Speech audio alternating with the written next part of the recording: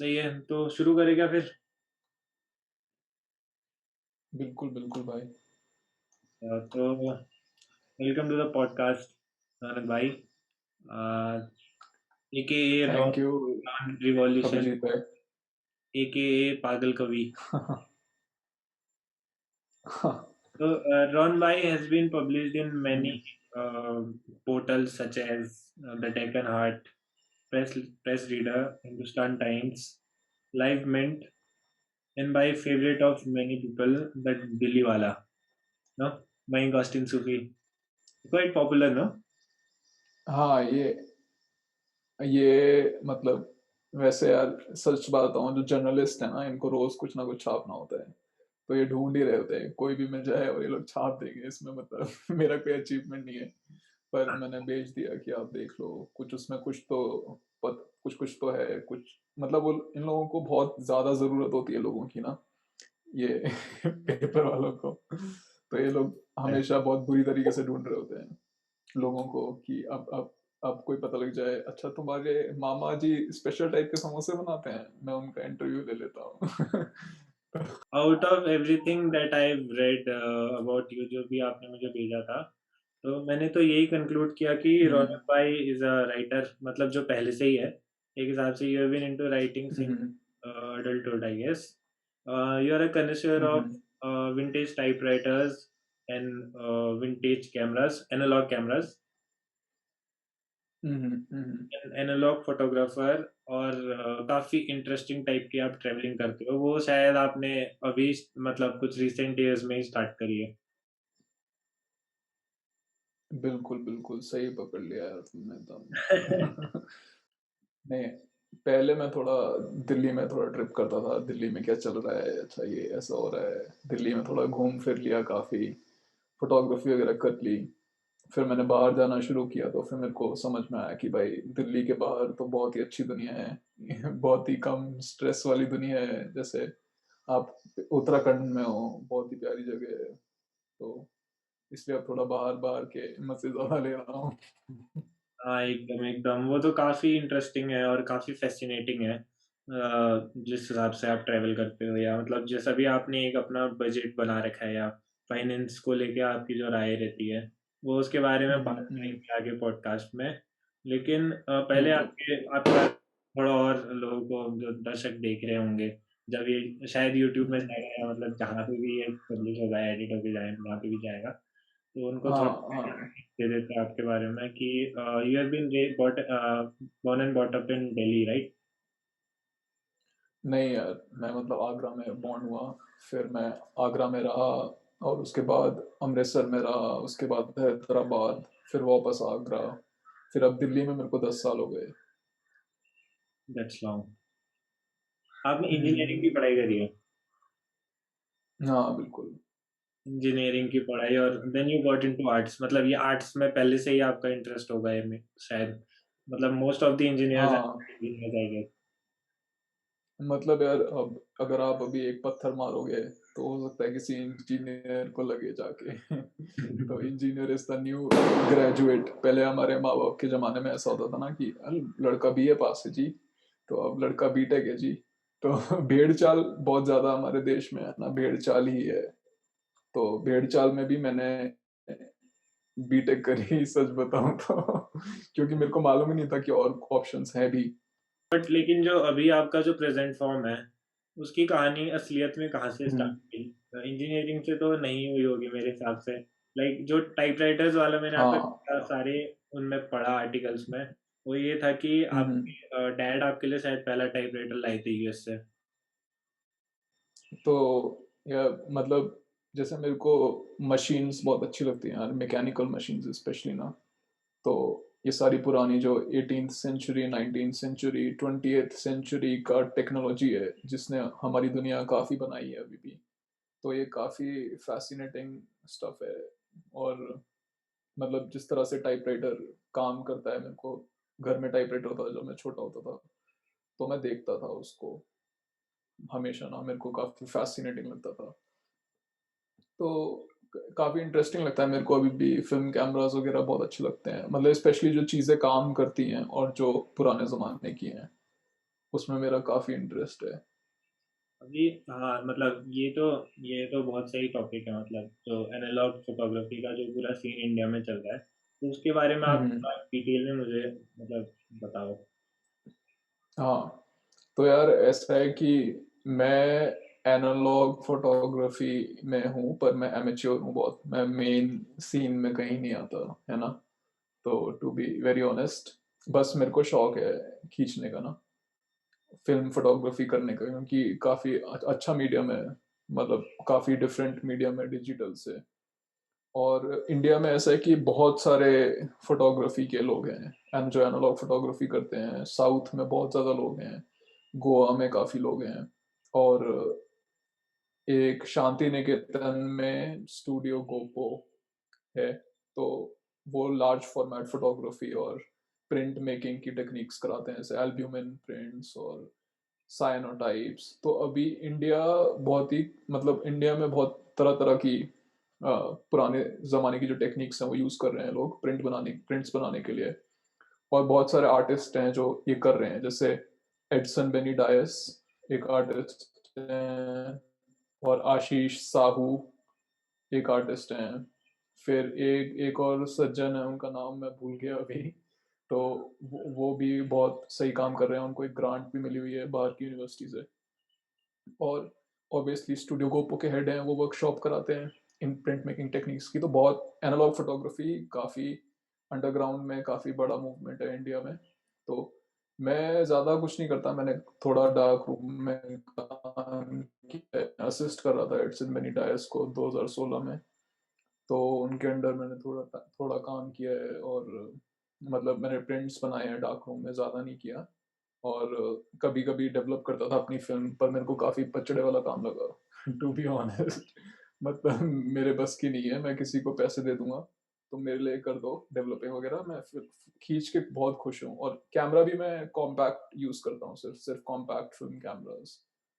तो एसएलआर वगैरह संभालना बहुत मेरे को वो लगता है भाई, उसमें एक एक सेटिंग करो, मैनुअल में 5 मिनट लग जाते हैं तुम्हें सेटिंग करने में, सीन वगैरह देखने में। तो वो है।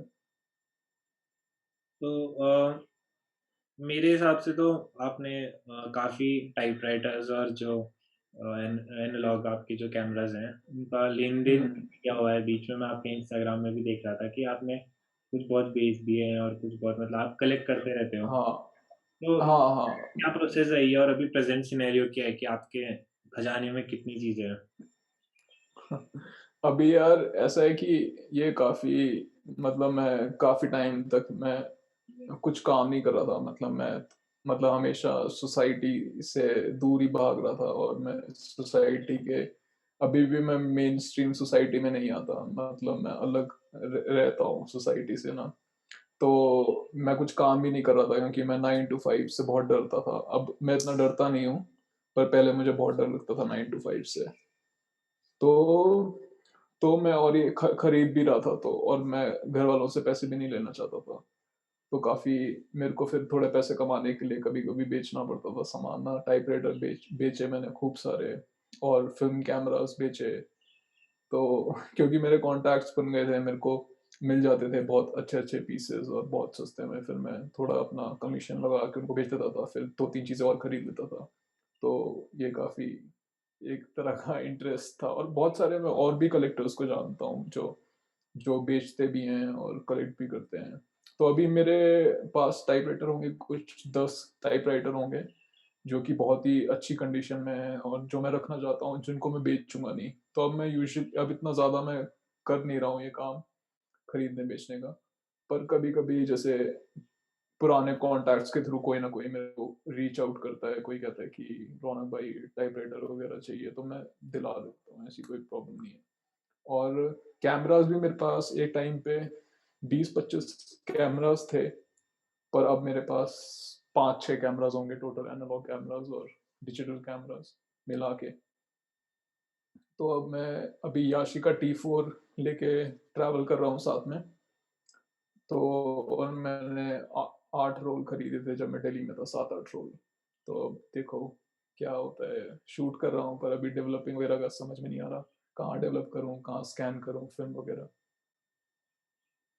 अब वो एक डिलेमा तो रहता ही है। अब जैसे आपका तो इंटरेक्शन और मतलब ऐसा आना जाना होते रहता है बड़े शहरों में, मतलब आने जाने में। आप हम्म दिल्ली तो बेस्ड है ही, आपका पूरा सिनेरियो दिल्ली में है। हम्म, लेकिन मैंने यहाँ जहाँ मैं रहता हूँ, एक पिथौरागढ़ नाम से जो जगह है उत्तराखंड में, तो मैं हाँ मेरे को यकीन ही नहीं हुआ। मैं पहले दिन जब गया अभी कुछ महीने पहले, मेरे को हाँ फिल्म लेने के लिए, तो मुझसे बड़ी मजे से वो बोलता दुकान वाला कि भाई तुम फोटो फोन से फोटो नहीं खींचते हो क्या? मैंने कहा ये क्या बात होती है? बोले ये फोन आ गया तभी तो हमारा धंधा चौपट हो गया, 10 साल पहले आप कोई वो नहीं करता। मतलब काफी डिसअपॉइंटेड था वो। तो हाँ मतलब हाँ हाँ कैमरेज भी अभी ऐसे ही रखे हुए हैं, प्लस रील्स की भी तो आजकल कीमत काफी बढ़ गई है ना। हाँ एग्जैक्टली मतलब मैं पहले दिल्ली में जहाँ रहता था तो दिल्ली में पर बहुत इजीली हो जाती है डेवलपिंग ना। अभी भी कलर फिल्म लोग डेवलप कर रहे हैं, पर पता कुछ कह नहीं सकते कि 5 साल में क्या होगा सिनेरियो। तो दिल्ली में काफी सस्ती दो तरह की प्रोसेसिंग होती है। एक तो काफी सस्ती होती है जो आपका लोकल फोटो वाला कर देगा, तो वो 20-25 रुपए से लेके 50 से 100 रुपए ले लेगा आपसे। और अगर आपको बढ़िया तरीके से करवानी है जहाँ पे बहुत ही टॉप फोटोग्राफर्स अपनी फिल्म डेवलप कराते हैं, तो वहां से भी करा सकते हो। जोर बाग में है, उसका नाम है लक्ष्मण स्टूडियोज। अगर कोई कराना चाहता है तो शायद उसको हेल्प हो जाए। तो लक्ष्मण स्टूडियोज में जोर बाग में बढ़िया प्रोसेसिंग होती है। 400-500 रुपये लेते हैं पर रोल। ब्लैक एंड व्हाइट भी करते हैं, कलर भी करते हैं और स्कैन भी करते हैं। तो वैसे अगर अपने आसपास किसी फोटोग्राफर फोटो लैब से भी करवा सकते हो, और चांदनी चौक से भी करा सकते हो, पर वो अच्छी प्रोसेसिंग नहीं होती। तुम्हारी फिल्म पे बहुत सारे स्क्रैच डाल देंगे तुम्हारे फिल्म रोल के ऊपर। तो आपकी क्या एडवाइस रहेगी, मतलब जो अभी स्टार्ट कर रहे हैं, क्योंकि आप तो काफी मेरे हिसाब से अब हम्म जो भी अभी लिसनर्स होंगे, क्योंकि अभी डीएसएलआर का दौर तो हाँ एक साथ आया ना, वेव ऐसा कि सबके पास डीएसएलआर है, और हम्म कुछ भी करना है तो पीछे बैकग्राउंड ब्लर हम्म करके खींच लेना है फोटो, तो लोग सोचते हैं कि वही फोटोग्राफी है। तो हाँ आपका क्या मतलब इसमें, हाँ कि मतलब इसमें कुछ व्यू पॉइंट होगा आपका? दे- हाँ मतलब यार देखो कि जैसे कोई मान लेते हैं कि कोई इसको सुन रहा है और वो कोई यंग लड़का है या लड़की है जो अभी 20, 21, 22, 23, 24 साल का है, और वो फोटोग्राफी करना चाहता है ना। तो मान लेते हैं उसके पास अच्छा फोन कैमरा नहीं है और उसको प्रॉपर कैमरा यूज करने का मन है, पर डीएसएलआर के पैसे नहीं है। डीएसएलआर 20-25 हजार का तो आएगा मिनिमम। तो वो 200, 300, 400 रुपए में एक फिल्म कैमरा खरीद सकता है, छोटा फिल्म कैमरा जैसा कि तुम्हारे पास था। ओएलएक्स पे जाओ, 200, 300, 400, 500 रुपए में खरीदो। 1000 रुपए में एसएलआर आ जाएगा। और बढ़िया लेना है तो 2000 में आ जाएगा। उसके बाद तुम 180 रुपए में एक फिल्म रोल खरीदो। और मान लो तुमने 200 रुपए का कैमरा खरीदा, ठीक है, 180 रुपए का फिल्म रोल खरीदा, तो 380 रुपए में 200 और 180, हाँ 380 रुपए में, 400 रुपए में, 400-500 रुपए में तुम अपना फोटोग्राफी करियर शुरू कर सकते हो। फिर तुम एक एक दो साल तक उसको यूज करोगे तो तुम्हारा शायद 20-25 हजार रुपए बन जाए, अगर तुम 100-200 रोल शूट करते हो तो। तब भी नहीं बनेगा एक्चुअल में। अगर तो क्योंकि मान लो कि अगर कोई बंदा 100 रोल शूट करता है ना, और एक रोल 200 रुपए का आया, तो कितना हो गया? 200 × 100, 20, हाँ तो ये एक साल में बन जाएगा। अगर पर 100 रोल बहुत ज्यादा होते हैं, यूजुअली तुम 12 रोल 20 रोल से ज्यादा नहीं शूट कर पाओगे एक साल में। तो अच्छा तरीका है मतलब कि फोटोग्राफी में घुसने का। अगर तुम घुसना चाहते हो तो, और तुम इन्वेस्ट नहीं कर सकते बहुत सारा पैसा शुरुआत में डीएसएलआर में, तो it's a good way. Commercial market में क्या अभी डिमांड है क्या एनालॉग जो फोटोग्राफर्स हैं? तो वो कमर्शियल मार्केट्स में अगर देखा किस जाए, कौन सी मार्केट में? कमर्शियल मार्केट में जैसे हाँ अगर हाँ स्पेशलाइज या, कर photography। यार अगर कमर्शियल मार्केट में घुसना है तो तुम्हें proper HD, full HD, 4K वगैरह वाला सेटअप हो सकता है वही तुम्हें वही चाहिए। वही क्लाइंट की डिमांड पे यूज, वही वही क्यों। क्लाइंट के ऊपर डिपेंड करता है तुम्हारा क्लाइंट क्या है। हाँ हाँ। पर अगर मान लो तुम्हारा कोई दोस्त है, तुमने उसको कहा कि भाई मैं फिल्म फोटोग्राफर हूँ और मैं तेरी वेडिंग फिल्म पे शूट करना चाहता हूँ, मेरे पास एक फिल्म कैमरा है और मैं तेरे को मतलब कोई नहीं तेरे को देगा फिल्म फिल्म पे शूट करके तेरी वेडिंग, तू डिजिटल फोटोग्राफर बुला ले पर मेरे को एज अ क्या कहते हैं कैंडिडेट के लिए बुला ले। तो बहुत सारी अपॉर्चुनिटीज हैं, तुम खुद बना सकते हो अपनी अपॉर्चुनिटी ना। तो और ये एक शौकिया चीज है, मतलब इससे पैसा कमाना मेरे को लगता नहीं इतना पॉसिबल है, मतलब। और जो लोग मतलब जो फुल फ्लेजेड एनालॉग को एज अ मीडियम यूज करते हैं, वो लोग भी ग्रांट वगैरह पे ही जी रहे हैं, मतलब ग्रांट वगैरह मिलती है उनको अपना प्रोजेक्ट्स के लिए। और बहुत सारे लोग मतलब पैसा कमाना आर्ट से इतना इजी नहीं है, अनलेस तुम कमर्शियल काम कर रहे हो, बहुत ज्यादा commercial. But too much commercialization is also not art ना एक हिसाब से, is it? हाँ यार, थोड़ा मतलब सोललेस हो जाता है और फॉर्मूलाइक हो जाता है, मतलब फॉर्मूला पे चल रहा है सब कुछ, समझ रहे हो? एक एक एल्गो बना हुआ है, तो मैं वो फॉलो करना है।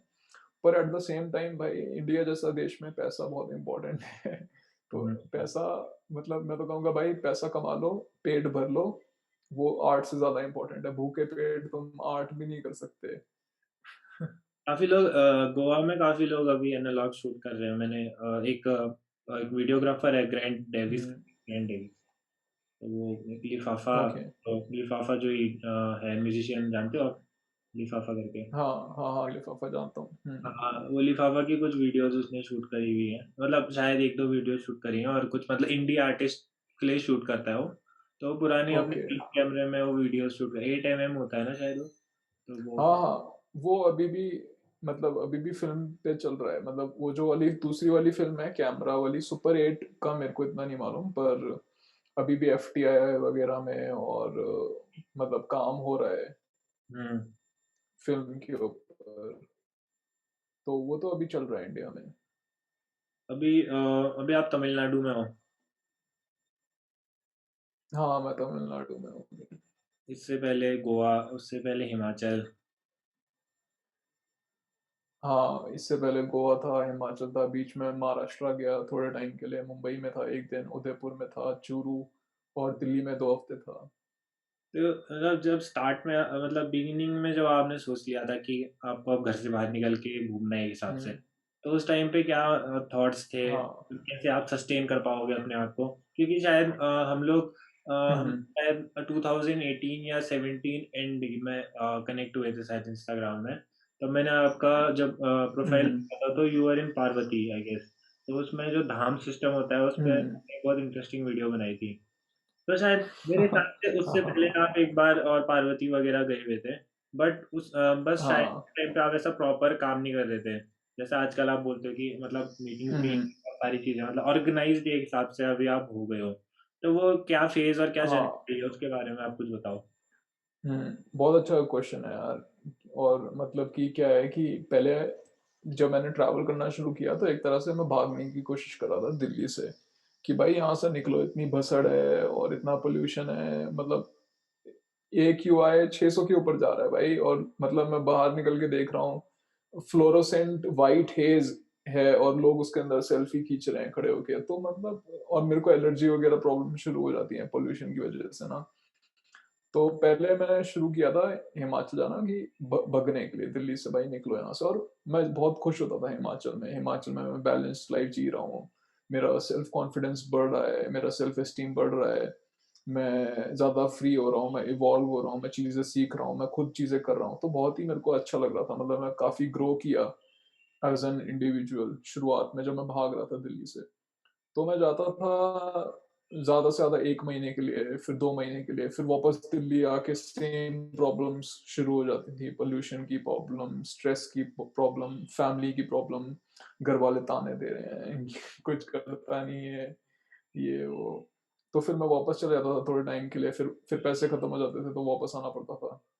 फिर 2019 में मैं काम कर रहा था एक यूट्यूब चैनल में, तो फुल टाइम जॉब था मेरा, script writer, as a script writer. और पैसे वगैरह सब कुछ अच्छा अच्छा दे रहे थे, सब कुछ बढ़िया चल रहा था। थोड़ी मतलब ऑफिस में पॉलिटिक्स वगैरह चलती थी जो हर जगह होती है ना। तो फिर तब मैं किताब पढ़नी स्टार्ट करी मैंने, टिम फेरिस की। अगर आपने टिम फेरिस का नाम सुना हो तो वो भी पॉडकास्ट टिम फेरिस करता है, और उसने एक बुक लिखी है द 4 Hour Work Week। तो वो पूरी बुक ऑल्टरनेटिव लाइफस्टाइल के बारे में है कि कैसे तुम 9 to 5 को एस्केप करो और अपनी एक अलग तरह की जिंदगी प्लान करो और डिजाइन करो। ठीक है। तो मेरे लिए तब ये मतलब एक क्लासिक बुक बन चुकी है, जो डिजिटल नोमैड फिनोमेना है, मूवमेंट है, डिजिटल नोमैड मूवमेंट, उसमें ये बहुत ही क्लासिक है, ये वाली किताब, द 4 आवर वर्क वीक। पर मैंने पहली बार पढ़ी और मैं काफी इंस्पायर हुआ, और फिर मैंने मतलब तब मेरे को थोड़ा पुश भी मिल रहा था, और अपनी लाइफ में प्रॉब्लम्स की वजह से, कि मैं फिर से भाई कटूं दिल्ली से। तो फिर मैंने किताब पढ़ी और मैंने अपना मतलब मैं निकल गया दिल्ली से। ठीक है। फिर मैं पहले सबसे पहले सेतन गया। सेतन में मैंने रॉक क्लाइंबिंग करी थोड़ा टाइम। फिर मैं सेतन से निकला और वो मैं मनाली गया। तो मनाली फिर मैं पैदल जा रहा था, सेतन से मनाली ज़्यादा दूर नहीं है वैसे। पर पहली बार मैंने हिचहाइकिंग करी, मेरे को दो लड़के मिले हैं, उन्होंने मेरे को राइड दी। तो उनमें से एक था अनमोल, जो कि मेडिटेट करता था काफ़ी बढ़िया, और मैं उससे उसके साथ अभी भी टच में हूँ। फिर मनाली में मैं फोर प्ले वालों से मिला, फोर प्ले वालों को जानते हो गए, अनुज भाई से मिला। हम है मनमोजी मौज करते हैं। उनके उन्होंने मेरे को होस्ट किया, उनके साथ मैं रहा। वहां पे भी मेरे को बहुत अच्छा लगा, मैंने देखा कि भाई अलग तरीके से लौंडे रह रहे हैं, 15 15 लौंडे भाई एक साथ रह रहे हैं बढ़िया। मतलब उनके साथ एक बहुत ही बढ़िया कुक है रामसी का, और बढ़िया खाना पीना खा रहे हैं, मजे से दारू वगैरह पी रहे हैं, गाने गा रहे हैं, ऐश कर रहे हैं फुल। मेरे को बहुत अच्छा लगा उनके साथ थोड़ा टाइम रहा। फिर मैं वापस पार्वती गया। तो ये मतलब मेरा क्या कहते हैं फर्स्ट एक्सपीरियंस था, जब मैंने कंसिडर किया कि मैं अपना जॉब छोड़ के ऐसे ही ट्रैवल करके रहूंगा और अपने आप को सस्टेन भी करूंगा। तो मैंने सोचा था कि मैं ज्वेलरी बेच के पैसे कमाऊंगा। और पर ज्वेलरी बेची मैंने, पर 10,000 रुपये ही कमाए। और 5 महीने में मैंने मतलब मेरे पास कुछ मतलब मेरे पास पैसे थे अकाउंट में, जो सेविंग्स वगैरह थी उसमें से मैंने कुछ 1,20,000 रुपये मेरे उड़ गए 5 महीने में, 5 6 महीने में। तो फिर मतलब मेरा जो प्लान था कि अपने आप को ट्रैवल करूंगा, ज्वेलरी बेचूंगा ऑनलाइन, वो काम नहीं किया। तो ये मेरा पहला एक्सपीरियंस था कि जब मैंने सोचा था कि बाहर रहूंगा भी, ट्रैवल भी करूंगा, पैसे भी कमाऊंगा। हाँ, वो मैक्रमे की ज्वेलरी बना के बेच रहा था। और मतलब मेरे को जो लोग जिनसे मैं कनेक्टेड हूँ, वो लोग बहुत प्यारे हैं सारे, मतलब उन्होंने मेरी ज्वेलरी खरीदी भी। और मैंने 10 दिन में 10,000 रुपये कमा भी लिए, जो कि मतलब बुरा नहीं है ट्रैवल करते हुए। पर फिर अगर तुम हिल्स में रह रहे हो तो शिपिंग करना बहुत मुश्किल है। फिर मेरे को 15 किलोमीटर दूर जाना है उसको पोस्ट ऑफिस में डालने, और फिर वो पहुंच नहीं रहा है, और तो ऐसी बहुत सारी प्रॉब्लम्स आई। और बनाना भी बहुत मुश्किल है उसको, तुम बना रहे हो तो उसको बनाने में तुम्हारा आधा दिन जा रहा है, फिर तुम्हारा अगले दिन काम करने का मन नहीं कर रहा। तो बहुत सारी चीजें हैं। फिर 2019 के एंड में मैं वापस आ गया दिल्ली। और मैं बहुत ज़्यादा स्ट्रेस्ड हो गया, क्योंकि मैं हिमाचल में रह रहा था 5 महीने से। कोई स्ट्रेस नहीं था जिंदगी में, मतलब फुल ब्लिस आउट कर रहा था, मतलब आनंद की स्थिति। मतलब बैठे बैठे मैं खुश हो जा रहा हूँ, मेरे को कोई नशे करने की जरूरत नहीं है, कुछ करने की जरूरत नहीं है, खाना पीना खा के ही सेट हूँ बिल्कुल। तो फिर मैं दिल्ली आया। और दिल्ली जब मैं पहले दिन उतरा ही दिल्ली में, तो इतना बुरा एक्सपीरियंस हुआ मेरे साथ। मेरे पास बहुत सारा सामान था, मैं मजनू का टीला उतरा, मेरा कैब वाला आया, और वो मतलब कि इतना हरामी कैब वाला था। इतने अच्छे लोगों के साथ रहने के बाद, मतलब पहला बंदा जो मेरा फर्स्ट कांटेक्ट होता है सिटी में आके, वो पहले मेरी ड्यूटी कैंसिल करना चाहता था, और रात के मतलब 11 बज रहे थे। और फिर उसके बाद काफी जोर जोर से गाने चला रहा था, मैंने उसको मना किया तब भी नहीं बंद करा था। तो पहला एक्सपीरियंस ही बहुत स्ट्रेसफुल था। उसके बाद और मतलब मैं काफी स्ट्रेस्ड होता रहा दिल्ली में ना। और 2020 में फिर लॉकडाउन लग गया और मैं बाहर नहीं निकल पाया। बहुत सारे दोस्त मेरे मतलब 2020 में हिमाचल चले गए थे। तो 2020 सितंबर 2020 में मेरा दोस्त जर्मनी से वापस लौटा इंडिया। तो फिर वो वो भी अपना मतलब वो भी काफ़ी ऐसी सिचुएशन में था, इंटरमीडिएट सिचुएशन में, उसको समझ में नहीं आ रहा था कि इधर इधर जाऊँ, इधर जाऊँ। वो अमेज़न में काम कर रहा था, उसको काफ़ी अच्छे पैसे मिल रहे थे वहाँ पे, $70,000 साल के। पर वो उसने थोड़ा टाइम जॉब किया, फिर अपना जॉब क्विट करके वो इंडिया आ गया। और फिर उसने मेरे को कहा कि भाई अब हम ऐसा करते हैं, हम रोड ट्रिप करते हैं और हम बस निकल जाते हैं और हिमाचल में एक गेस्ट हाउस लीज पे ले लेंगे। तो फिर पहले मैंने उसको मना किया, मैंने कहा नहीं यार, अभी मैंने फिर से काम करना शुरू किया है, थोड़े पैसे कमा रहा हूँ, कैसे जाऊंगा, घर वाले नहीं मानेंगे, ये वो। पर उसने मेरे को किसी तरह कन्विंस कर लिया, जैसे अच्छे दोस्त एक दूसरे को कर लेते हैं, थोड़ी सी लात मार के पिछवाड़े पे। तो फिर हम निकल गए। फिर हम हिमाचल में रहे 4 महीना। हम हमारे प्लान काफ़ी चेंज होते रहे, हम मतलब इवॉल्व कर रहे थे बाहर रह के ना। तो पहले जैसे हमारा प्लान था गेस्ट हाउस लेंगे, वो पूरा नहीं हो पाया। तो ऐसे हमारे सारे बहुत सारे प्लान होते रहे। फिर हम बहुत सर्दी बहुत हो गई, बर्फ़ पड़ने लगी, और हम पार्वती में रह रहे थे, मणिकरण में, तो बर्फ़ वगैरह पड़ रही थी। तो हमने डिसाइड किया, मैंने ऐसे ही कहा भाई मैं तो गोवा जा रहा हूँ, बहुत गर्मी है। तो फिर मेरा दोस्त मेरे पीछे पड़ गया कि भाई अब तो गोवा जाएंगे ही। और हम गाड़ी से आए थे दिल्ली से, मतलब हिमाचल। फिर हमने प्लान किया कि मणिकरण से हम गोवा जाएंगे गाड़ी में। तो पहले हम गए चूरू, मेरे दोस्त के घर, वहाँ पे रुके। फिर हम चूरू से गए उदयपुर, उदयपुर में हम रुके 2 दिन। फिर हम उदयपुर से गए मुंबई, मुंबई में रुके एक एक रात। फिर मुंबई से गोवा, और गोवा में फिर हम 3 महीने रहे हम लोग। मतलब मेरा दोस्त अभी भी गोवा में है। फिर मैं गोवा से तमिलनाडु आ गया, बीच में थोड़ा टाइम दिल्ली गया था और विपासना के लिए गया था।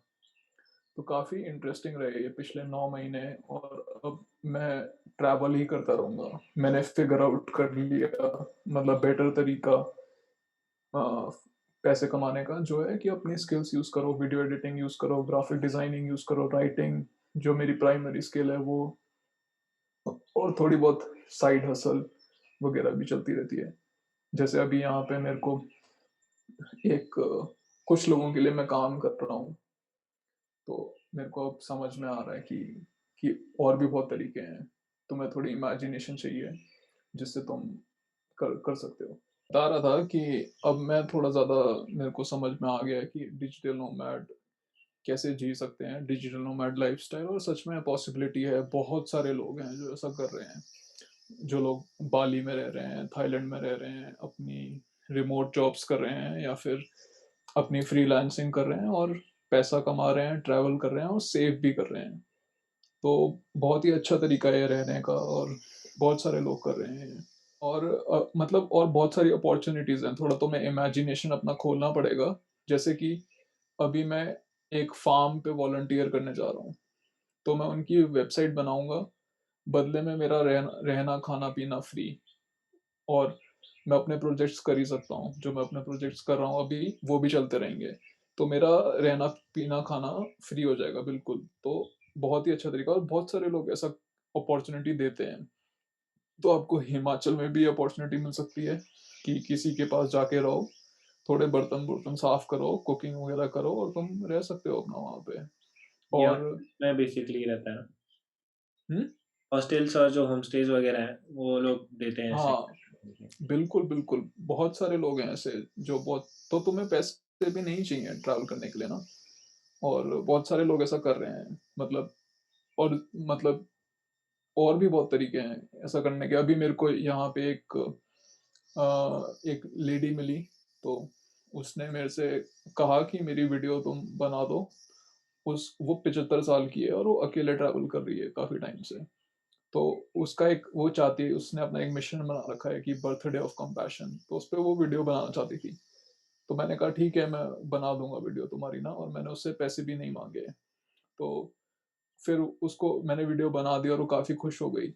तो उसने कहा कि अगर मैं चाहूँगी कि मैं डोनेट करना चाहती हूँ तुम्हें ना कुछ पैसा, कि तुमने अच्छी वीडियो बनाई है और तुम मेरे लिए काम कर रहे हो। मैंने कहा ठीक है, मैं रिफ्यूज़ नहीं करता, तुम्हारा जो मन में आए तुम दे दो। बस तो वैसा उसने कहा है। ठीक है कि उसने कहा कि I will give you 5,000 rupees. मैंने कहा बहुत सही भाई, क्या दिक्कत है, 2 मिनट की वीडियो भी नहीं है, तो बुरा नहीं है। तो ऐसी बहुत सारी अपॉर्चुनिटीज हैं। और दिल्ली में रहते हुए या मुंबई में रहते हुए, किसी बड़े शहर में रहते हुए, इमेजिनेशन नहीं काम करती कि ऐसा कर सकते हैं। पर बहुत तरीके हैं, हमें थोड़ा बाहर निकलना पड़ेगा, ऐसी अपॉर्चुनिटीज ढूंढनी पड़ेंगी। मतलब कि ये मेरे को मेरा दोस्त बता रहा था, वो कह रहा था कि लोगों को पैसे दे रहे हैं उनके फार्म पे रहने के लिए, कि तुम हमारे फार्म पे रहो, थोड़ा मैनेज कर लो, हमसे पैसे ले लो।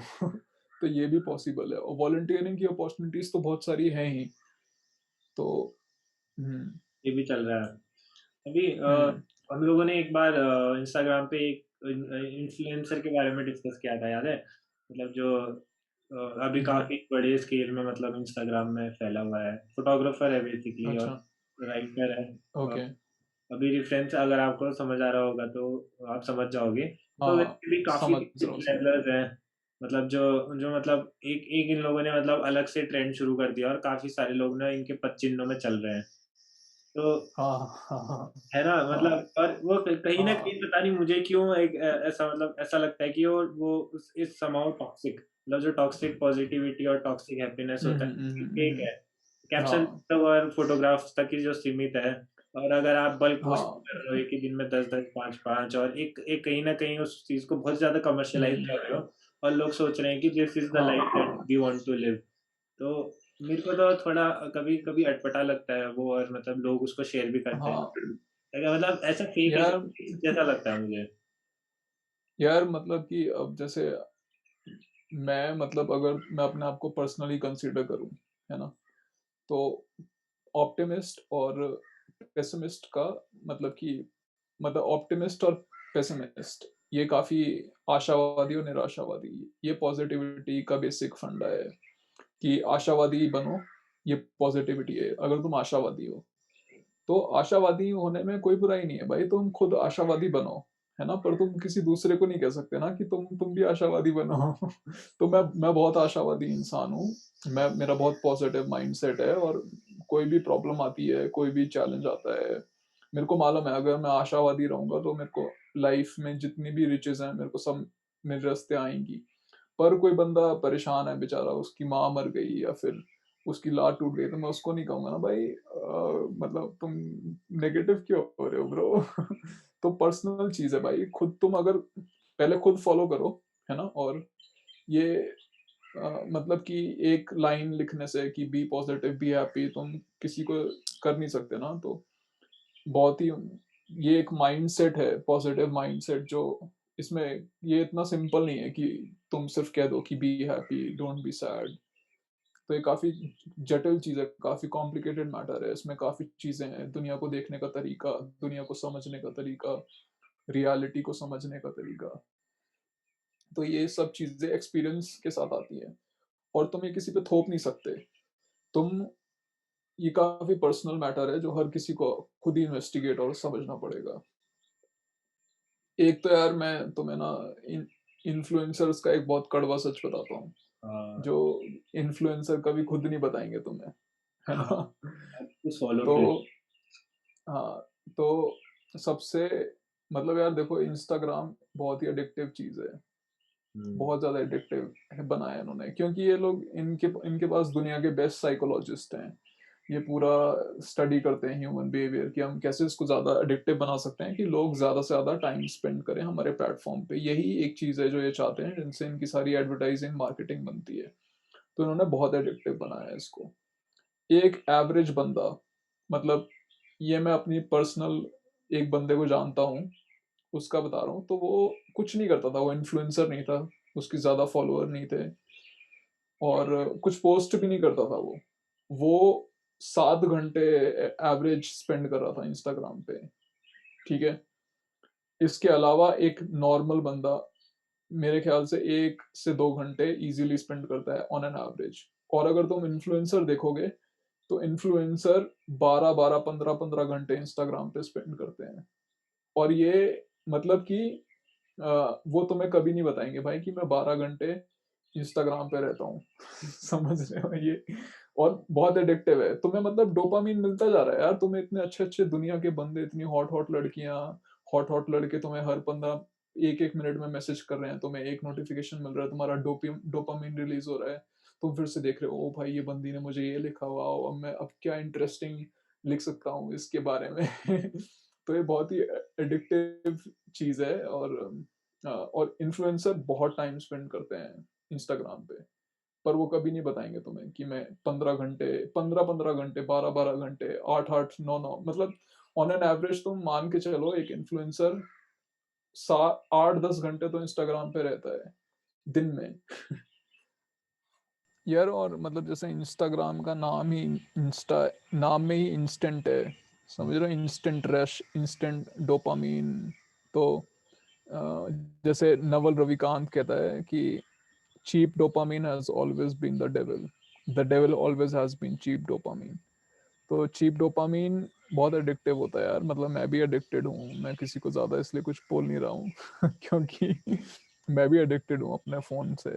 और मैं चाहता हूँ कि मैं कम यूज़ करूँ। और मैं देखता हूँ तो मैं समझ पा रहा हूँ कि एक तरह से तुम्हारी जो पूरी रियलिटी है ना, जैसे ये पूरी दुनिया है, तुम इसके साथ टच में हो, तो तुम पूरी रियलिटी ही इस इंस्टाग्राम के थ्रू मॉड्यूलेट कर रहे हो।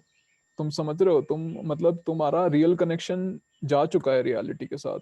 ये तुम हो, ये रियलिटी, और बीच में एक तुम्हारी डिवाइस आ गई है और उसके थ्रू ही तुम सब कुछ फॉर्म कर रहे हो, कॉन्सेप्ट्स फॉर्म कर रहे हो। तो ये काफ़ी तुम्हारा बॉडी माइंड कनेक्शन को सेपरेट कर रहा है, और इसमें इसमें काफ़ी नुकसान है कि तुम्हारी अवेयरनेस लूज हो रही है।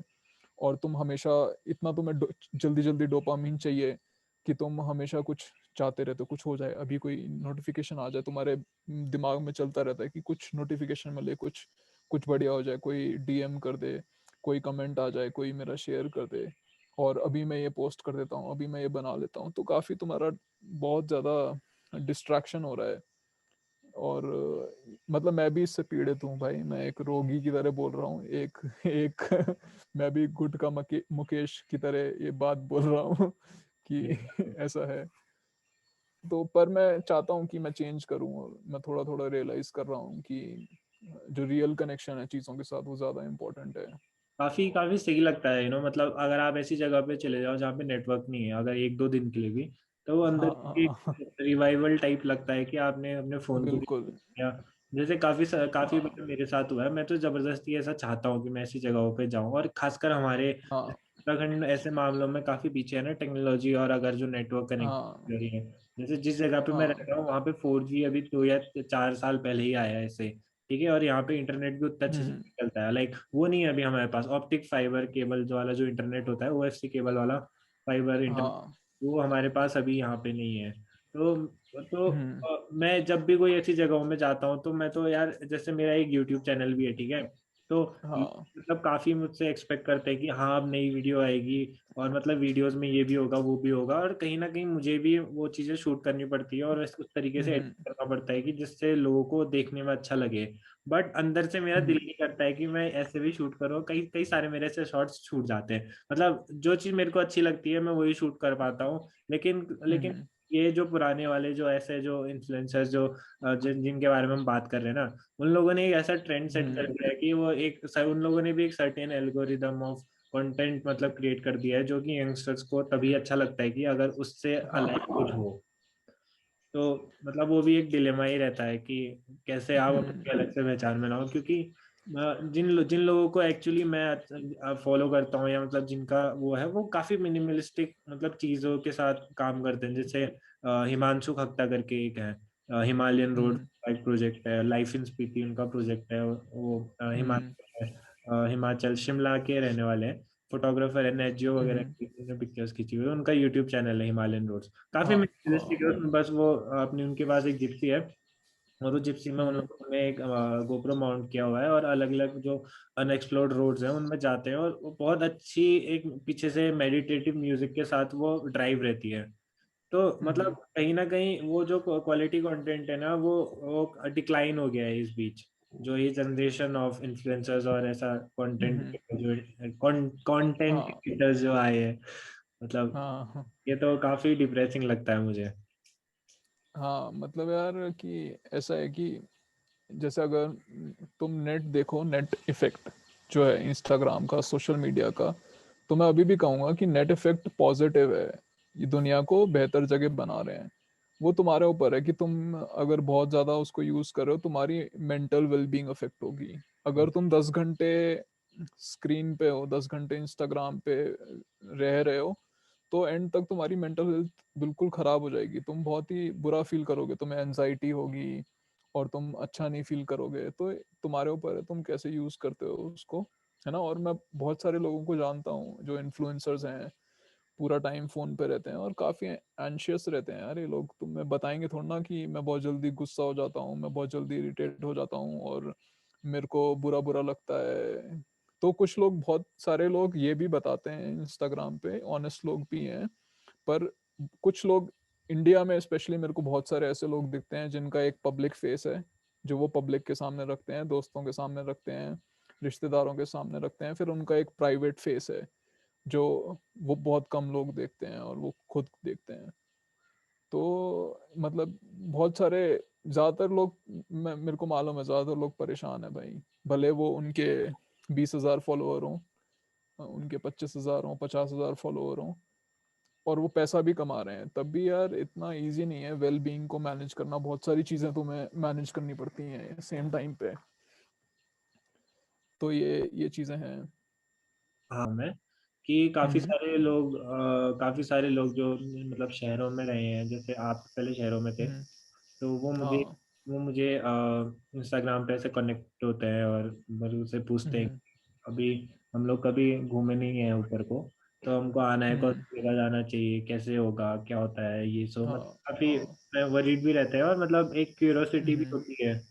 तो हम्म। as someone from cities who has traveled in the mountains and in the beaches as well, जो नीचे का साउथ वाला पार्ट है, हम्म।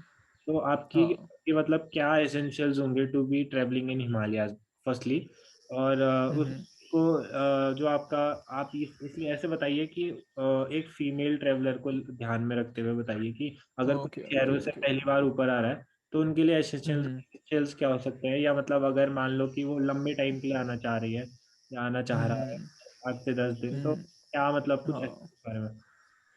यार देखो, सबसे पहले तो तुम्हें कंसिडर करना पड़ेगा अपना बजट। तुम्हारा बजट क्या है, तुम कितने पैसे खर्च कर सकते हो, तुम्हें कितने पैसे में आसानी है ना। तो फिर तुम अगर तुम 1 हफ्ते का ट्रिप बना रहे हो, तो एज लो एज 3-4 हज़ार में भी तुम पूरा trip end to end cover कर सकते हो। तुम्हारे ऊपर है तुम कितनी स्मार्टली काम करते हो। तो मान लेते हैं कि एक लड़की है, दिल्ली में काम करती है और उसकी तनख्वाह है काफ़ी बेसिक, 20,000 रुपये कमाती है, ठीक है। और अब वो ट्रिप करना चाहती है, कहीं जाना चाहती है, और उसने किसी तरह 1 हफ्ते की छुट्टी मैनेज कर ली है। तो सब कुछ आइडियल सिनेरियो है, लोग इतनी इतनी छुट्टियां नहीं ले पाते। तो फिर तो फिर और ये भी मैं इसलिए बता रहा हूँ, यंग लोगों के पर्सपेक्टिव से बता रहा हूँ, क्योंकि जो यंग लोग हैं उनके पास पैसा नहीं है। जो मतलब 25 साल से नीचे के लोग हैं, वो उनके पास ज़्यादा पैसा नहीं है खर्च करने के लिए ना। उनकी वो अभी बहुत ही क्रूशियल फेज में अपनी लाइफ के, वो काफ़ी स्ट्रगल कर रहे हैं। उनको मतलब उनकी डिग्री वगैरह ख़त्म हो गई है, अब उनको समझ में नहीं आ रहा है कि क्या करें, जॉब करें, कैसे पैसा कमाएं और सोसाइटी में कैसे इंटीग्रेट हों। तो पैसे मान लेते हैं कि उनके पास कम ही है। तो अब तुम मान लो कि तुम दिल्ली में रहते हो और तुम्हें हिमाचल जाना है ना। सस्ते से सस्ता लेके चलते हैं कि तुमने मान लिया कि मेरे को सबसे सस्ते में करनी है ये ट्रिप, ठीक है। तो फिर तुम पहले दिल्ली से चंडीगढ़ जा सकते हो ट्रेन में, ठीक है। बहुत ही सस्ती होती है टिकट, मेरे ख्याल से 100-200 रुपए की होगी, 150-200 रुपए की, है ना। तो तुम दिल्ली से चंडीगढ़ पहुंच गए ट्रेन में, 200 रुपये लगे। फिर तुम चंडीगढ़ से तुमने चंडीगढ़ से हिमाचल में पार्वती साइड मान लेते हैं कि तुम चले गए, क्योंकि वहाँ पे उस साइड काफ़ी सस्ता है रहना खाना पीना। तो फिर तुमने चंडीगढ़ से बस ले ली, गवर्नमेंट HPTDC जो सरकारी बस है। और मेरे ख्याल से चंडीगढ़ से कसौल की है टिकट 700-800 रुपये, if I am not wrong, ठीक है। तो तुमने वो बस ले ली। और पहले ही बता दूं भाई, कुछ सामान नशीले पदार्थ मत लेके जाना, क्योंकि चेकिंग होती है और मैं बिल्कुल सपोर्ट नहीं करता ये सब कुछ। तुम्हारी रास्ते में चेकिंग होगी और 14 साल के लिए तुम अंदर जा सकते हो, तो कुछ मत करना भाई, ऐसे काम लेके वापस भी मत आना, ठीक है। तो फिर तुम 800 रुपये में कसौल कसौल पहुंच जाओगे। फिर तुम ऊपर जा सकते हो बरशैनी, बरशैनी से तुम तोश जा सकते हो, तुम कालका जा सकते हो, और एज लो एज 150 से 200 रुपये पर डे तुम्हारा रेंटल होगा। तुम 150 रुपये में रह सकते हो पर डे, ठीक है। और तुम्हारा खाना पीना हो जाएगा 400 रुपये में। तो तुम लगा लो कि 1000 रुपये तुम्हारे लग गए कसौल पहुंचने में, 1000 रुपये, और 1000 रुपये तुम्हारे वापस आने में लग जाएंगे। तो टोटल 2000 रुपये तुम्हारे हो गए ये, ठीक है। उसके बाद 2000 रुपये ये हो गए, उसके बाद 150 रुपये पर डे के हिसाब से तुम और 150 रुपये ये हो गया, और तुम्हारा टोटल खर्चा 400 500 में तुम कर सकते हो पूरा, 500 रुपये में सब कुछ मिला के। तो अगर तुम मतलब रहना पीना खाना वगैरह सब 500 रुपये में हो जाएगा तुम्हारा, 500 रुपये पर डे।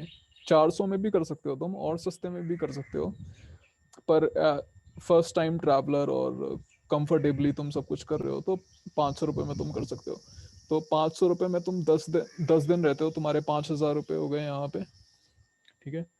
5000 रुपये और 2000 रुपये तुम्हारे आने जाने के, तो 7000 रुपये में तुम अपनी पूरी ट्रिप कर सकते हो। और बुरा अमाउंट नहीं है, अगर तुम्हारे पास कम, इससे भी कम पैसे खर्च ना करना चाहते हो, तो तुम 5 दिन रह सकते हो, 7 दिन रह सकते हो।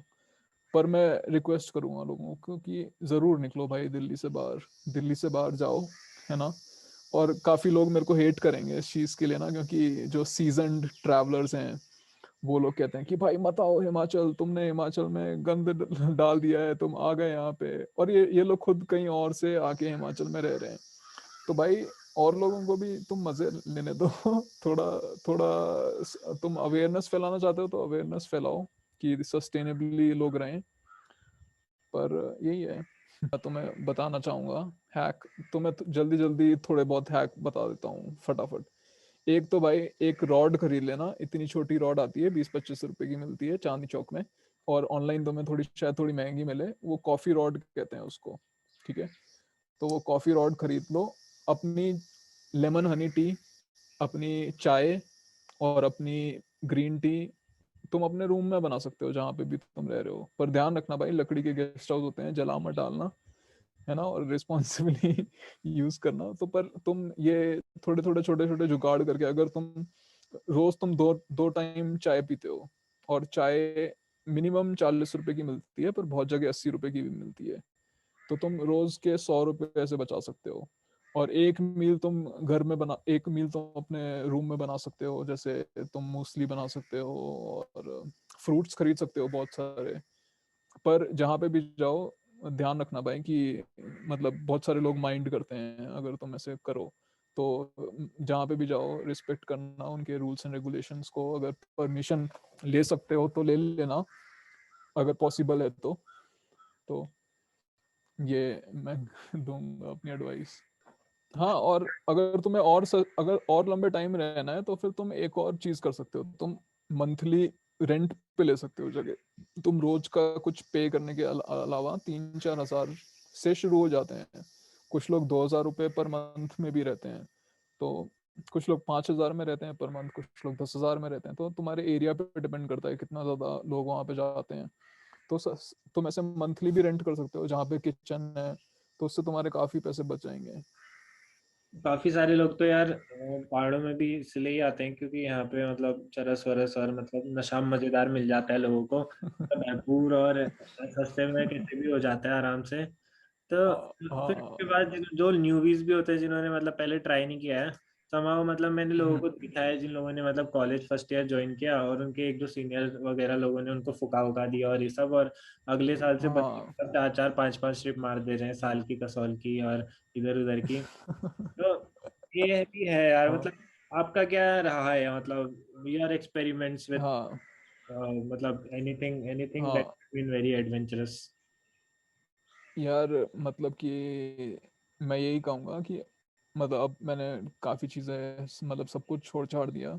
अब मैं बिल्कुल सूफ़ी रह रहा हूँ और बहुत ही अच्छा तरीका है यार। मतलब मैं किसी को मतलब वो नहीं कहूँगा कि भाई ये गलत है तुम मत करो। तुम्हारी अपनी ज़िंदगी है भाई, तुम डिस्कवर करो तुम्हारे लिए क्या काम करता है, तुम्हारे लिए क्या बैलेंस है ना? जो भी करो बैलेंस्ड होकर करो और सारे लॉज एंड रेगुलेशंस का फॉलो करो। कुछ भाई कुछ भी चरस वगैरह गांजा वगैरह ट्रांसपोर्ट मत करो भाई, मतलब बिल्कुल भी मत लेके जाओ, प्लीज मत लेके जाओ यार, ऐसे ऐसे काम मत करो। तो मतलब पकड़े जाओगे तुम सीधा, तुम्हारी लाइफ खराब हो जाएगी। और तो मतलब हिमाचल का भी बुरा नाम हो चुका है। मतलब मेरे घर वाले कहते हैं कि भाई हिमाचल का बहुत बुरा नाम है, ये वो है। तो क्यों है भाई, इतनी सुंदर जगह है। मतलब उसकी नेचुरल ब्यूटी इतनी ज्यादा बढ़िया है, मतलब मेरे को ज्यादा अच्छी लगती है भाई नशे वगैरह से वहाँ की जो नेचुरल ब्यूटी है। तो मैं मैं तो सीधा एडवाइस करूंगा कि भाई मत मत ही करो ये सब चीजें। और अगर तुम करना चाहते हो, मैं जज नहीं करूंगा तुम्हें, बिल्कुल तुम करो भाई, तुम्हारा जो मन करता है तुम करो, है ना? पर बैलेंस देखो भाई, हमेशा बैलेंस बना के चलो। क्या तुम्हारे लिए बेस्ट वर्क करता है, बहुत ज़्यादा हद से ज़्यादा मत पियो और सब रूल्स एंड रेगुलेशंस को फॉलो करो। और फिर भी मतलब तुम पूरी ज़िंदगी के मज़े ले सकते हो। मतलब अब मैं अपनी ज़्यादा लाइफ इंजॉय कर रहा हूँ जब मैं बिल्कुल क्लीन हूँ और बिल्कुल सोबर हूँ। मतलब मैंने कुछ शराब भी नहीं पी रहा, कुछ भी नहीं कर रहा। तो मैं ज़्यादा अपनी लाइफ इंजॉय कर रहा हूँ, मतलब मैं ज़्यादा एंजाइटी फ्री हूँ। कुछ लोगों को मैं जानता हूँ जो सब्सटेंसेस यूज़ करके काफ़ी एंशियस हो जाते हैं, है ना? काफ़ी ज़्यादा उनका मन करता है टेबल के नीचे घुस जाऊँ भाई, मैं चेयर के नीचे घुस जाऊँ। उनका परसेप्शन काफ़ी ज़्यादा फियरफुल हो जाता है। उनको लगता है वो ये बंदा यहाँ पे क्यों खड़ा हुआ है, वो मेरे को ऐसे क्यों देख रहा है, वो ये पुलिस वाला तो नहीं है। और फिर भी वो स्टॉप नहीं करते, फिर भी वो बंद नहीं करते ये सब चीज़ें यूज़ करना। तो अगर तुम ऐसा फील कर रहे हो तो भाई तुम मत करो यार। मतलब थोड़ा स्टॉप लेके देखो, थोड़ा ब्रेक लेके देखो। और मतलब मैं जानता हूँ कि ये एज अ पोजीशन से मैं बोल रहा हूँ, इस पोजीशन से ये सब चीज़ें बता पा रहा हूँ जहाँ पे मैं काफ़ी प्रिविलेज्ड हूँ। क्योंकि इन द फर्स्ट प्लेस बहुत सारे लोग नशा करना शुरू करते हैं क्योंकि उनकी लाइफ अच्छी नहीं चल रही होती, क्योंकि उनकी लाइफ में प्रॉब्लम्स होती हैं, क्योंकि उनके घर में लड़ाई होती है, क्योंकि उनकी जॉब नहीं है, क्योंकि वो ब्रोक हैं, और क्योंकि उनका हाँ, कोई बहुत सारी प्रॉब्लम्स है लोगों की लाइफ में। तो बहुत सारे लोग डिप्रेस्ड हैं और वो इसलिए इन चीज़ों की तरफ जाते हैं और उनको रिलीफ मिलता है, उनको अच्छा लगता है जब वो गांजा पीते हैं या चरस पीते हैं या कोई नशा करते हैं, उनको टेम्परेरी रिलीफ मिलता है। तो मेरी लाइफ, थैंक गॉड मेरी लाइफ बहुत अच्छी है अभी, मेरी लाइफ बहुत बैलेंस में चल रही है। तो मैं एक्नॉलेज कर रहा हूँ कि मैं बहुत प्रिविलेज की तरफ से ये बोल रहा हूँ कि मैं लोगों को कह रहा हूँ कि बिल्कुल कुछ मत करो। पर एट द सेम टाइम मैं अर्ज करूंगा, रिक्वेस्ट करूंगा कि भाई अ, थोड़ा और सीखो कि तुम कैसे मतलब अपनी लाइफ को रिपेयर कर सकते हो, मतलब रूट कॉज पे काम करो। क्योंकि बहुत सारे कॉजेस हैं कि हमारी लाइफ में सफरिंग है, तो ये सब्सटेंसेस टेम्परेरी सोल्यूशन है, समझ रहे हो? जो रूट कॉज है उसको, उस पे तुम्हें वर्क करना पड़ेगा। तो मैं कहूंगा कि अगर तुम कर भी रहे हो तो कोई बात नहीं, तुम्हारा मन करता है, तुम्हें अच्छा लगता है। और आजकल काफी पीयर प्रेशर भी है यंग यंग लोगों में, 18-19 साल के लोगों में, 17-16 साल के लोगों में, ये सब करने का। पर हमेशा अपना बैलेंस ढूंढो। हो रहा है ये लोगों का बहुत बड़ा परसेप्शन है कि मतलब मोस्टली जो भी ट्रैवल करता है या जो मतलब पहाड़ों में हम्म घूम रहा है या गोवा जा रहा है कुछ भी है, तो वो पक्का या तो नशेड़ी होगा या तो मतलब ऐसा उसने एक ऑल्टरनेट लाइफ चूज कर ली है कि ऐसा है। लेकिन मैं ये बताना हम्म चाहूंगा व्यूअर्स को या लिसनर्स को कि ऐसा नहीं है। काफी सारे ट्रैवलर्स हैं जो बिल्कुल टोटली सोबर हैं और मतलब हम्म ऐसे काफी सारे। और इवन इवन फॉरेनर्स जो इधर आते हैं, जो काफी हिपीज हैं, वो भी अब शायद ये सब नहीं करते हैं। मतलब मेरे हिसाब से ऐसा बुरा नहीं है, उसको ये सब तो नहीं हम्म, करना चाहिए, बट ये परसेप्शन भी गलत है कि not every traveller is a sooner और लाइक हाँ यूज ड्रग्स। यार, अगर तुम कुछ मतलब देखो, अगर तुम बहुत सारे हर तरह की चीजें हैं, मतलब कभी रहते थे देश में भांति भांति के लोग, तो बहुत सारे हर तरह के लोग हैं और सबकी अपनी अपनी ट्रिप है और बढ़िया है यार। मतलब पर मेरे को ऐसा पर्सनली लगता है, जब से मैंने कुछ ये सब हर चीज बंद कर दी है तब से मैं काफी फ्री हूँ। मेरे को कुछ ऐसा सोचना नहीं पड़ता कि वो अब मैं जा रहा हूँ, कोई मेरे को देख लेगा या कुछ पकड़ लेगा या कुछ हो जाएगा, क्योंकि मैं कुछ कर ही नहीं रहा भाई। क्या मतलब मैं एक नॉर्मल लॉ अबाइडिंग सिटीजन हूँ जो सारे लॉज फॉलो कर रहा है, और अ, ये भी एक सेंस ऑफ एडेड सिक्योरिटी तुम्हें मिलता है कि जब तुम कुछ भी नहीं कर रहे हो, तो मैं कहूँगा कि भाई लॉज को जरूर फॉलो करो भाई। लीगैलिटी और इलीगैलिटी का ध्यान रखो, थोड़े टाइम में भाई लीगल हो ही जाएगा। पर अगर तुम मान लो कि अगर तुम्हें कोई रोक लेता है, तुम पकड़े जाते हो, चेकिंग तो बहुत बार होती ही है, हमेशा चेकिंग होती है। मेरी कम से कम नहीं तो 30-35 बार चेकिंग हो चुकी होगी अभी तक टोटल मिला के। तो तुम अगर पकड़े जाते हो तो भाई तुम्हारी जिंदगी खराब हो सकती है बहुत, तुम्हारे घर वालों को बहुत ज़्यादा परेशानी होगी। और मैं इनफैक्ट बहुत लोगों को जानता हूँ जो एनडीपीएस के अंडर बुक हो चुके हैं, जिनको बहुत मतलब बहुत ज़्यादा टॉर्चर तक किया गया पुलिस स्टेशन में, क्योंकि उनके पास 1-2 तोला माल था, इतने कम के पीछे भी। तो ध्यान रखो भाई, मतलब अगर तुम मतलब, मैं समझ सकता हूँ कि बहुत सारे लोग को मज़ा आता है, उनके लिए वे ऑफ लाइफ है, स्टोनर्स हैं, उनको हर चीज़ कूल लगती है। सही है भाई, मैं रिस्पेक्ट करता हूँ। मतलब हो सकता है कि तुम्हारा ये वे ऑफ लाइफ है, या ये भी हो सकता है कि तुम्हारी लाइफ में एक फेज है। ठीक है, मतलब मैं किसी को मतलब ऐसे बिल्कुल भी जज नहीं करता, जैसा भी उनके लिए जो सही वर्क करता हूँ। पर पर्सनली मेरे लिए अभी ये काम नहीं कर रहा, तो इसलिए मैं नहीं करूँगा कुछ यूज़। हाँ मतलब ये बेसिक कंसेप्शन तो है, और ये चेकिंग का और ये जो मतलब पूरा ये जो मतलब फिगर बन जाता है वो एक हिसाब से आपका हाल हुलिया देख के भी होता है। मतलब अगर आप कूल से दिख रहे हो, हम्म। नॉर्मल आपकी गाड़ी वगैरह है, तो कोई भी हाँ, समझेगा ही कि मतलब आप वो आपने मतलब आपके पास सब्सटेंस है, या मतलब आप सब्सटेंस यूज करते हो या कुछ भी चीज़ ऐसे, बिल्कुल जो बिल्कुल कि मेरे बिल्कुल हिसाब से बिल्कुल। गलत है। इवन मेरी भी चेकिंग अभी जब मैं गोवा था, जब आप भी गोवा में थे तो गोवा से जब मैं वापस आ रहा था, तो जिनके वहां मैं रुका हुआ था, जो हमारी हाउस लेडी थी, उन्होंने वापस में मेरे को हाँ। एक बहुत बढ़िया सा एक प्लांट का वो दिया हुआ था। वो मैंने इंस्टाग्राम पे भी डाला था, अगर आपने देखा होगा, तो एक बहुत बढ़िया अच्छा गमला दिया था, उसमें मनी प्लांट्स थे।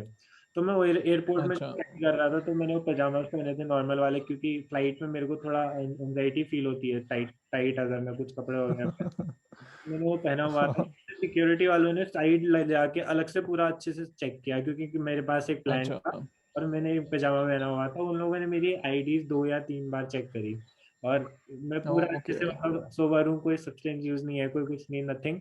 लेकिन एक वो हाँ सोसाइटी में वैसा बनी गया है ना एक तो मतलब ये हाँ काफी हाँ बुराई है यार। मेरे को तो उतना मजा नहीं आता है फिर उस चीज में, कि मतलब हाँ। एक मतलब एक देखने लग जाता है अपने को। कुछ मैं एक इम्पॉर्टेंट बात बताता हूँ लोगों को ना, उनके लिए शायद यूज़फुल हो। तो एयरपोर्ट सबसे डेंजरस जगहों में से एक है जहाँ पे तुम लीगल ट्रबल्स में फंस सकते हो, लॉ के साथ ट्रबल में फंस सकते हो। अगर तुमने कुछ नहीं किया, तुमने कोई नशा नहीं किया, तब भी मैंने बहुत लोगों को देखा है जो बुक हो जाते हैं एयरपोर्ट पे, कि मतलब कभी कभार पैसेंजर्स के मतलब सामान में से गोलियां निकलती हैं, समझ रहे हो, एक लाइव बुलेट निकल गई, और बहुत सारे लोग कहते हैं कि वो डाल देते हैं एयरपोर्ट पे उनको, लोगों को फंसाने के लिए। तो अगर तुमने कुछ नहीं किया तब भी तुम फंस सकते हो भाई एयरपोर्ट पे। एयरपोर्ट बहुत डेंजरस जगह है वैसे ही लॉ के पर्सपेक्टिव से। तो अगर तुम कुछ लेके जा रहे हो भाई, एनडीपीएस बहुत ही खतरनाक स्टैचूट है, तुम मतलब बहुत ज्यादा ट्रबल में फंस सकते हो भाई। तुम तिहाड़ में रहोगे और 2-3 साल तुम्हें ट्रायल के लिए वेट करने में लग जाएंगे। तो अगर मतलब तुम अगर चलो मान लेते हैं कि अगर तुम्हारे लिए वे ऑफ लाइफ है, तुम इसको समझते भी नहीं हो कि ये एक नशा है, गांजा पीना या चरस पीना, तुम्हें लगता भी नहीं है ये एक नशा है, तुम लोगों से लड़ते भी हो अगर कोई कह दे कि ये नशा है, तो कोई बात नहीं भाई, पियो, हिमाचल जाके पियो, जो करना है करो, बट एटलीस्ट बॉर्डर पे मत क्रॉस करके मत लेके जाओ भाई। तो ये काफी रिस्की है। और मेरे को मालूम है बहुत सारे लोग करते हैं, मैं कितने लोगों को जानता हूँ जो करते हैं, और लोग करेंगे भी, मतलब कोई कितना भी कह ले। पर मैं कहूँगा भाई थोड़ा ध्यान रखो, हमेशा लॉ मत ब्रेक करो। ये मतलब काफी मैं अपोजिट स्टैंस ले चुका हूँ अपनी, मतलब यू टर्न मार लिया है मैंने। पहले मैं बहुत ज्यादा हिप्पी टाइप था पर मैं सीरियसली अब मैं काफी जो ऑनेस्टली ये बात कह रहा हूँ। ये जो मतलब जो हिपी वाला जो पूरा सीन है, कि जो एक कल्ट को फॉलो करते हैं और मतलब कहीं ना कहीं उसी में बह जाते हैं, मतलब वो कहीं ऐसा मतलब वो हो जाता है कि अपना रास्ता या भटक जाते हैं ना, जो नॉर्मल पाथ ऑफ लाइफ होती है उससे भटक जाते हैं, क्योंकि उनके हम्म साथ जो लोग होते हैं बेसिकली जो फॉरेनर्स हैं और अलग अलग से हैं, उनका तो कहीं ना कहीं वो मतलब एक हम्म, बहुत ज्यादा वो उसमें घुसे हुए हैं ना पहले से, और उनका हो भी जाता है हाँ। कहीं कहीं। बट यहाँ के हम्म लड़के और मतलब कहीं वो उनको फॉलो करते हैं और उनकी लाइफ मतलब ऐसी हो हम्म जाती है। तो एक उस दिन हम लोग जब बात कर रहे थे तो आप कुछ एक मेरे को एक गैदरिंग के बारे में बता रहे थे। तो हाँ क्या कुछ क्या नाम था उसका, मैं भूल गया। हाँ, रेनबो गैदरिंग। रेनबो गैदरिंग, तो उसमें काफी सारे लोग ज्वाइन हम्म करते हैं। तो जरूरी नहीं है कि हर हर जो हिपी कल्ट हो वो सब्सटेंस के साथ ही हम्म डील करता हो। काफी सारे लोग मतलब जो क्वालिटी ऑफ लिविंग है या मतलब वे ऑफ लिविंग हम्म, है उसको भी ऑल्टरनेट तरीके से प्रोवाइड करते हैं, और ऑल्टरनेट तरीके से हाँ। बताते हैं कि आप ऐसा भी रह सकते हो, वैसे भी रह सकते हो। तो ये बहुत बड़ी एक हम्म कंसेप्शन है यार मेरे हिसाब से तो। मतलब यार, मैं एक तो सबसे पहले किसी को मतलब किसी को जज नहीं करूंगा, कोई बंदा जैसे भी। क्योंकि यार किसी के पर्सपेक्टिव से मैं लॉस्ट हूँ, है ना। किसी बहुत सारे लोगों के पर्सपेक्टिव से तुम लॉस्ट होगे, किसी के पर्सपेक्टिव से तुम बहुत सुधरे होगे, किसी के पर्सपेक्टिव से मैं बहुत अच्छी जगह हूँगा। तो काफी पर्सपेक्टिव की बात है ना। और मैं ये भी नहीं कहूँगा कि सब्सटेंसेस बुरी हैं। अगर तुम इनको ढंग से यूज़ करो, एक क्लिनिकल सेटिंग में यूज़ करो, और मतलब अब्यूज़ नहीं करो। बहुत ही थिन थिन लाइन है अब्यूज़ में और थेरेपी में। तो अब जैसे अभी रिसर्च चल भी रही है काफ़ी चीज़ों के ऊपर ना, मतलब साइकेडेलिक्स के ऊपर रिसर्च चल रही है। मल्टी मैप्स एक करके इंस्टीट्यूट है जहाँ पे साइकेडेलिक्स पे रिसर्च चल रही है, साइलोसाइबिन पे रिसर्च चल रही है, एमडीएमए पे रिसर्च चल रही है, और बहुत सारी सब्सटेंसेस जो हैं जो ओरिजिनली थेरेपी में यूज़ होने के लिए बनी थी और काफ़ी उनका थेरेपेटिक पोटेंशियल है। पर फिर इनको यूज़ करने लगे लोग पार्टीज में और रेव्स में, और इनका काफ़ी इसने काफ़ी इम्पैक्ट किया इन सब्सटेंसेस की हिस्ट्रीज को। और इंडिया में अभी ये सब लेके हम बहुत पीछे हैं। और इंडिया में अगर देखो, लोग हजारों साल से यहाँ पे गांजा यूज कर रहे हैं। और ये इलीगल हुआ था अमेरिकन प्रेशर की वजह से, क्योंकि 1983 तक, 1984, 1983 तक या गांजा बिल्कुल लीगल था, चरस लीगल थी इंडिया के अंदर। तो ये अमेरिका ने प्रेशर डाला था इंडिया पे, लॉबी किया था।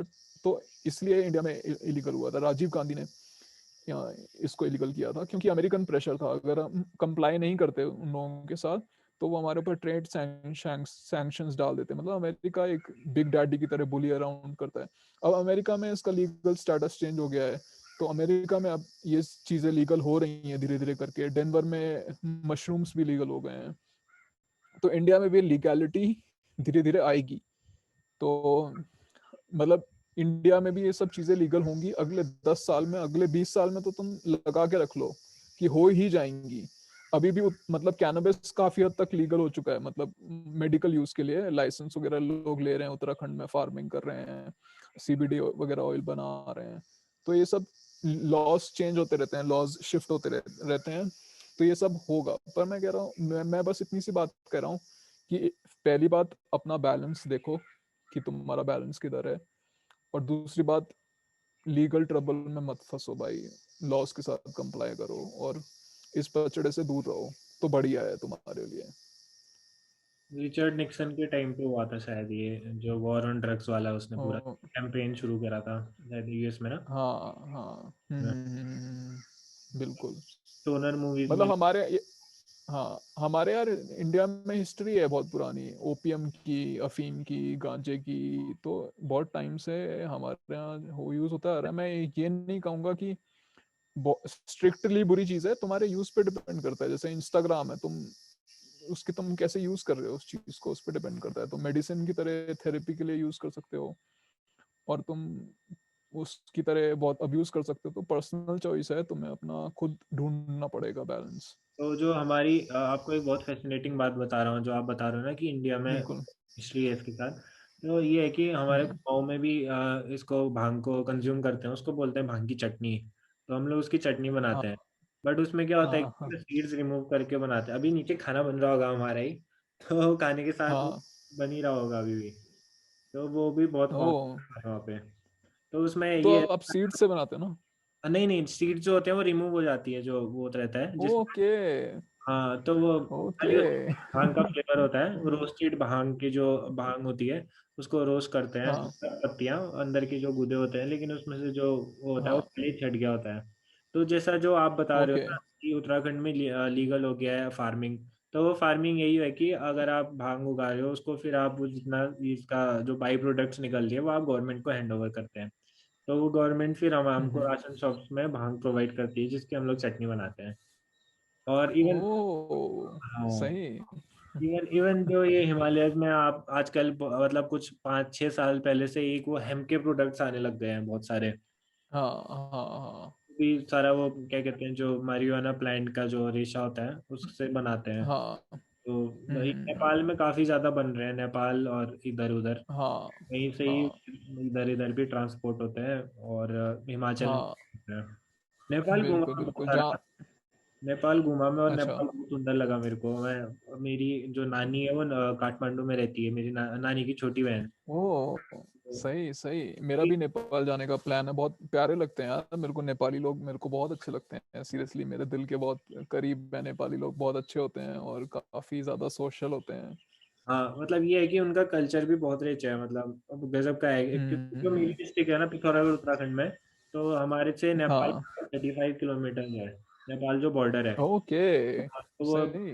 बेसिकली एक रिवर है, काली रिवर बोलते हैं, हम्म। उसने डिवाइड किया हम्म। हुआ है बॉर्डर्स को। तो ओके। नदी के उस पार नेपाल है और नदी के उस पार इंडिया है, तो we have two borders over here Nepal के लिए भी। तो काफी हम लोगों का भी जो सही। कल्चर है वो काफी इन्फ्लुएंस्ड है नेपाल से, क्योंकि जो उत्तराखंड का जो हमारे डिस्ट्रिक्ट हम्म। है, जो आधा कुमाऊं को पार्ट है ना, जो ईस्टर्न उत्तराखंड है, दैट वाज प्रीवियसली नेपाल। हम्म। तो बाद में एक संधि हुई ओके। थी, वो संधि के तहत फिर हम्म। मतलब इंडिया ने उसको ऑक्यूपाई कर लिया था और नेपाल उस तरफ से कट गया। तो okay. our ancestors have been hmm. Nepalese कहीं ना कहीं से। सही। तो ये है। हम्म। ये बहुत ज्यादा बातें कर ली फिर हमने आपके साथ, आपका बहुत सारा टाइम हमने कंज्यूम कर लिया। नहीं नहीं यार, मतलब बहुत ही अच्छा लगा मेरे को बात हाँ, करके। अपने बारे में बात करके किसको अच्छा नहीं लगता है? एक ये है। मतलब ये भी है कि अभी सोचो ना अरुण भाई, मैं आपसे 2021 में बात कर रहा हूँ, और ये हम्म। fascinating चीज है कि मतलब इंसान कैसे ग्रो होता है, या मतलब कैसे चेंज होता है ना। अगर हम्म। मैं आपसे फिर अभी 2026 में अगर मान लो कि हम लोगों की दोस्ती कायम रहे और हम लोगों ने फिर से बात हाँ करी, तो वो कितना फैसिनेटिंग बिल्कुल बिल्कुल। दोनों बिल्कुल मैं बुक कर लेता की। हूँ अभी। 2026 3 बजे के लिए शेड्यूल कर रहा काफी हूँ काफी डिफरेंट हो गया होगा तब सिनेरियो, पता है, मतलब वो भी सोचने में काफी मजा आता है मेरे को तो। हम्म। तब वर्ल्ड कितना चेंज बिल्कुल बिल्कुल। होगा, आप वन हाँ। जगह पे होंगे। हम्म।